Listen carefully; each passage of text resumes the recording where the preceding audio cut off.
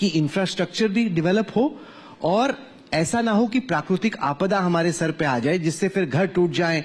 सवाल खड़े हो रहे हैं कि क्या जो वहां पे हाईवेज बन रहे हैं उनसे चोट पहुंच रही है। How do we balance and reconcile this? देखिए, पहली बात तो ऐसी है कि टेक्निकल पॉइंट ऑफ व्यू इसका अध्ययन चल रहा है, तो मैं कुछ कमेंट नहीं करूंगा। पर जब हमारे केदारनाथ में, बद्रीनाथ में हादसा हुआ था और मैं 2014 में जब मिनिस्टर बना, तब ये 4 धाम करीब 12,000 का प्रोजेक्ट बनाने की बात चल रही थी। तब मेरे ध्यान में आया कि इंडियन कंसल्टेंट के बजाय लोगों ने मुझे सुझाव दिया कि स्विट्जरलैंड से हम डीपीआर बनाने के लिए कंसल्टेंट लाए। और उस समय स्विट्जरलैंड से जो कंसल्टेंट आए, क्योंकि स्विट्जरलैंड में ऐसी स्थिति है, उसके आधार पर हमने डीपीआर बनाया था। ये जो हिमालय है, यहाँ बड़ा फ्रॉजिल डाटा है, स्टाटा है पूरा। जैसे उदाहरण के लिए थोड़ा सा जियोलॉजी मैं जानता हूँ। 10 प्रकार के रॉक होते हैं, उसमें एक मोहा स्केल ऑफ हार्डनेस है। Talc, gypsum, calcite, apatite, orthoclase, quartz, corundum, diamond. The diamond is suppose to be the hardest material. अब वहां जो है वो 2 नंबर पर जिप्सम है, और जिप्सम के कारण वैसे भी वो थोड़ा सा प्रॉब्लमेटिक सिचुएशन है। पर मुझे लगता है कि ये प्रॉब्लम आज का नहीं है, 1976 में भी आया था। तो टेक्निकल रिपोर्ट आने के बाद एकदम ये अर्ली हो जाएगा कि इसका संबंध कोई रोड से है, कोई टनल से है, या कोई, देखो एक पिछले बार जो हादसा हुआ था उसमें हजारों लोग मर गए, बादल फट गए। तब प्रॉब्लम क्या था कि गंगा नदी के जोड़कर रोड था। अभी हमने जो टनल बनाई, जो रोड बनाया पूरा 4 धाम का, जिसका 70% 80% काम हो गया, और पिथौरागढ़ से मानस सरोवर जाने का भी 90% काम कर लिया। अब आपको चाइना या नेपाल जाने की जरूरत नहीं। तो स्वाभाविक रूप से वो कठिन है, पर रोड बनाने से ये बहुत इंपॉर्टेंट है। दूसरी बात, हम लोग 4 धाम से जाते हैं तो strategic point of view China border पे जाते हैं। अब ये समझ लो कि स्ट्रेटेजिक पॉइंट ऑफ व्यू कल हमारी मिलिट्री के, डिफेंस के फोर्सेज जब जाएंगे तो उनको जाने के लिए भी रोड चाहिए, तो हमारी सुरक्षा के लिए भी महत्वपूर्ण है। मैं ये मानता हूं कि ethics, economy, ecology and environment, ये हमारे 3 इंपॉर्टेंट पिलर्स हैं। और इकोलॉजी एंड एनवायरनमेंट को भी प्रोटेक्ट करना और डेवलपमेंट को भी करना।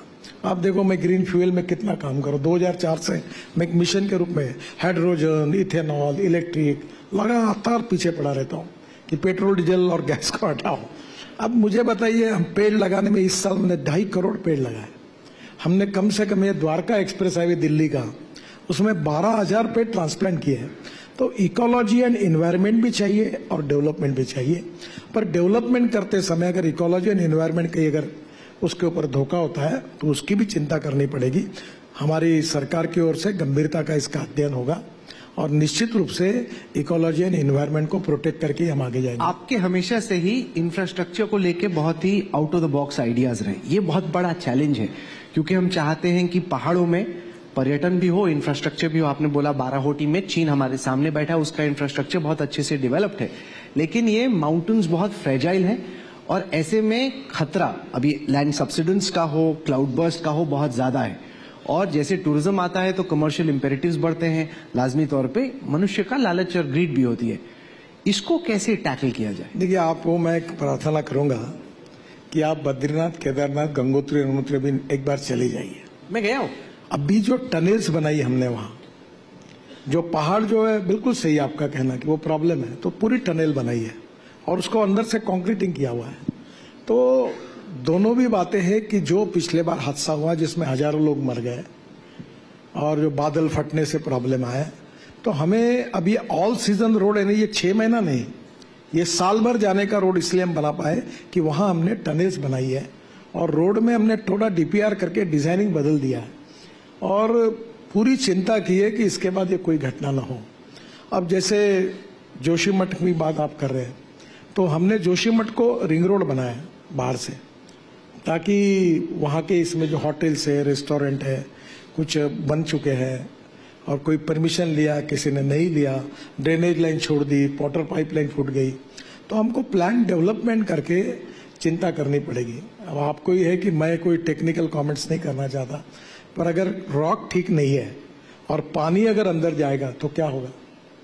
तो we need to plan it in a very proper way, और इसका टेक्निकल रीजन आएगा और उसके बाद फिर मुझे लगता है टिप्पणी करना उचित। नहीं तो झट से लोग बोलते हैं कि हम लोग रोड बना रहे हैं, इन्वायरमेंट को खत्म कर रहे हैं, ऐसा एकदम नहीं होना चाहिए। अगर स्टडी करें, अगर रिपोर्ट में आता है तो निश्चित रूप से हम हमारे इसमें सुधार करेंगे।